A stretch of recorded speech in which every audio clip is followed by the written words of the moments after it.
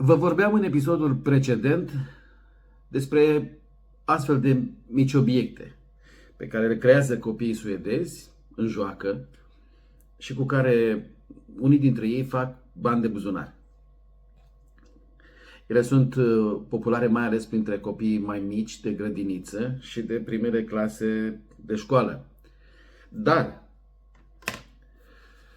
astfel de modalități ale copiilor de a face bani de buzunar nu sunt singurele. Copiii ceva mai mari, de clasele a 4-a, a 5-a, fac și ei niște bani. Lucrurile sunt un pic diferite și la un alt nivel. Am să vă explic imediat. Iată acest catalog. E un catalog de dulciuri. Sunt aici prăjiturele, bulgări de cacao, fursecuri, sărățele, bomboane gumate, mă rog, chestii din astea. Unele se numesc în așa fel încât să amintească de dulciuri populare în Suedia de decenii, gen preferatele bunicului sau bunătățile bunicii. Chestii de marketing. Manipularea nostalgiilor copilăriei. Și noi în România le cunoaștem foarte bine. V-am mai spus de câteva ori în acest jurnal suedez, în esență oamenii sunt la fel peste tot. Nu suntem noi românii nici mai răi, nici mai buni decât suedezi. Haideți să aruncăm o privire în acest catalog și apoi vă explic cum funcționează această afacere pentru copii.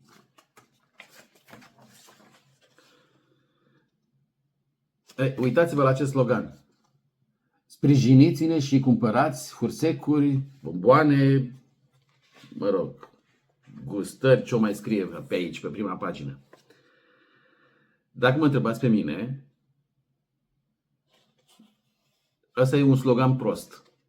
Sună rău pentru marketing din punctul meu de vedere. Am să vă spun mai târziu. De ce? După ce veți înțelege despre ce este vorba. Fiecare cutie costă 70 de coroane, deci este un preț maximal. Copiii nu au voie să le vândă cu mai mult. Am întrebat de ce. Și mi s-a explicat că la fiecare cutie vândută, producătorul ia jumate și copilul care o vinde jumate. Deci 35 de coroane pentru copil, pentru fiecare cutie vândută. În interior acum. Uite aici. Bulgării de ciocolată ai mamei. Sau sărățelele cu mac ale Iosefinei. Sau cele cu susan ale lui Conrad. Sau cele cu brânză și usturoi ale Veronicăi. Apoi, fursecurile bunicii. Bomboanele cu cola ale frățiorilor mai mici. Pe pagina cealaltă. Bunătățile bunicii. Cele mai bune ale bunicii. Fursecurile caiei pentru cafea. Favoritele bunicului. Iar pe pagina următoare, lista de comenzi, unde se trec numele și numărul de telefon ale celui care comandă și unde se bifează ce a comandat fiecare. În fine, ajungem la ultima pagină și aici e toată treaba. Ce e cu afacerea asta de vânzări de dulciuri în școlile suedeze? Sunt date exemple aici, două școli din Suedia care au vândut, iată, una de 21.375 de coroane și alta de 26.600 de coroane. Ideea este că banii aceștia nu sunt bani de buzunare ai copiilor care vând aceste dulciuri, ci sunt fonduri pe care ei le strâng pentru un vis, o dorință pe care o au ei împreună, ca grup, ca clasă, ca școală. Unii strâng bani ca să meargă într-o excursie, alții ca să își cumpere echipament sportiv pentru o competiție, alții ca să meargă la sfârșitul anului școlar cu toții la celebrul parc de distracții Gröna Lund din Stockholm, pe care vi l-am arătat un pic într-una din plimbările live pe care le-am făcut pentru dumneavoastră în timpul pandemiei, când nu aveați voie să ieșiți din casă și vă plictiseați. În fine, copiii aceștia vând dulciuri pentru a-și îndeplini un vis. De aceea, spuneam ceva mai devreme că sloganul ăsta de pe prima pagină, sprijiniți-ne, ajutați-ne și cumpărați fursecuri și bomboane, mi se pare că sună nepotrivit. Sună aproape ca a cerși oamenilor să cumpere aceste dulciuri. Cred că ar fi putut găsi un slogan mai bun. Ceva poate în genul muncim pentru a ne îndeplini o dorință. Sau dulciuri pentru visul nostru. De exemplu, nu știu, altceva. Se pot găsi o mulțime de chestii. Dar nu o lecție de marketing pentru companiile suedeze se vrea acest episod, deși, hello, voi de la CAC Service, tocmai v-am dat 2 idei gratis.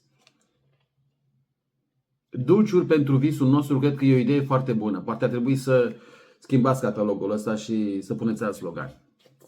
În fine, firma asta nu este singura firmă care vinde în școlile din Suedia. Mai am aici un catalog în care scrie că până la 67 de coroane pe fiecare produs vândut se poate întoarce la cel care o vinde. Ce vinde compania asta? Hai să ne uităm. Pahare de cafea cu fund dublu.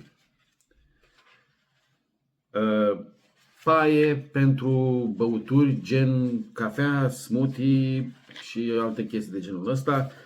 Termosuri, filtre de cafea, ceai și cafea cu arome. Acestea 2 din urmă sunt chiar scumpe. Mult peste ce găsești în supermarketuri. În fine, vă întrebați poate ce caută aceste firme în școlile suedeze, cine le dă voie să vândă. Am întrebat. Sunt firme pe care le aleg părinții copiilor și sunt cam aceleași în fiecare an. Ce am vrut de fapt să vă spun cu toată povestea asta?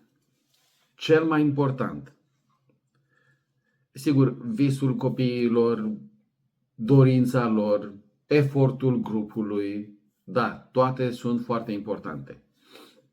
Însă ce mi se pare esențial este faptul că acești copii învață de mici să facă o afacere. Învață cum să depună niște efort, cum să gândească o strategie, poate, pentru a vinde un produs.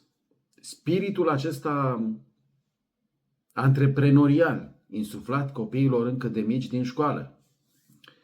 Mai mult, pe unii îi scoate din zona de lene. A câștiga niște bani pentru a-ți îndeplini o dorință, a face niște bani pentru a lucra cu prietenii tăi din clasă, cu colegii, a face poate niște bani pentru a fi cel mai bun în domeniul ăsta, în grupul tău. Iată tot atâtea motive pentru care acțiunea asta este una lăudabilă și din care școala din România ar trebui să învețe ceva. Din România educată. Dar mai este ceva care mi se pare cel puțin la fel de important. Și mă refer acum la acei copii cu anumite probleme. Copiii timizi, copiii cu probleme de comunicare, copiii cu diferite afecțiuni, autism, ori cei care trebuie să recupereze anumite întârzieri în dezvoltarea psihică, să le numim astfel. Pe toți aceștia îi poate ajuta afacerea asta, campania asta, activitatea asta. Să ne gândim la toate acestea.